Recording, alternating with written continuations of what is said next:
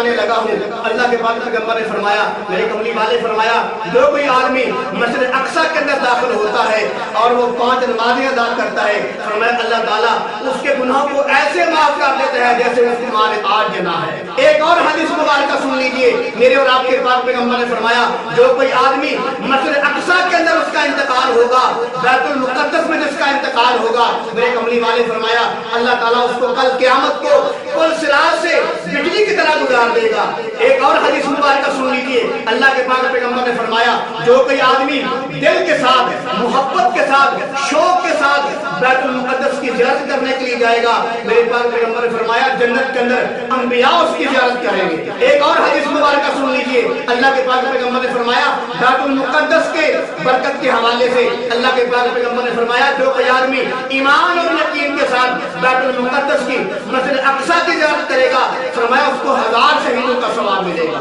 एक और हदीस मुबारक सुन लीजिए, अल्लाह के पाक पैगंबर ने फरमाया, ये जो आसमान दुनिया है, ये जो दुनिया का पहला आसमान है, इसका एक दरवाजा अल्लाह ताला ने हर वक्त खोला हुआ है, जिससे बैतुल मुक़द्दस पर हर वक्त अल्लाह की रहमतें बरसती रहती है। और मिराज की रात अल्लाह ताला ने अपने कमली वाले को जो पहली जगह पे ठहराया वो बैतुल मुक़द्दस था, जिसको मस्जिद अक्सा भी कहा जाता है। मेरे कमली वाले वहां जाकर ठहरे, फिर बरकतें ही बरकतें हो गई। अल्लाह ताला ने मेरे कमली वाले के कदम मुबारक वहां टिकाए, पहले भी वहां अंबिया मौजूद थे, जब मेरे कमली वाले गए फिर बरकतों में कोई कमी ना रह गई, फिर बरकतें ही बरकतें हो गई। जिसको शायर कहता है, हुजूर आए तो सिर्रे आफरीन पा गई दुनिया, अंधेरों से निकल कर रोशनी में आ गई दुनिया, छुटे चेहरों से रंग उतरा, मुझे चेहरों पे नूर आया। हुजूर आए तो इंसानों को जीने का शऊर आया, वो आए जिनके आने की जमाने को जरूरत थी, वो आए जिनकी आमद के लिए बेचैन फितरत थी, वो आए नगमा तबूत में जिनका तराना था, वो आए गिरिया यकूम में जिनका फसाना था,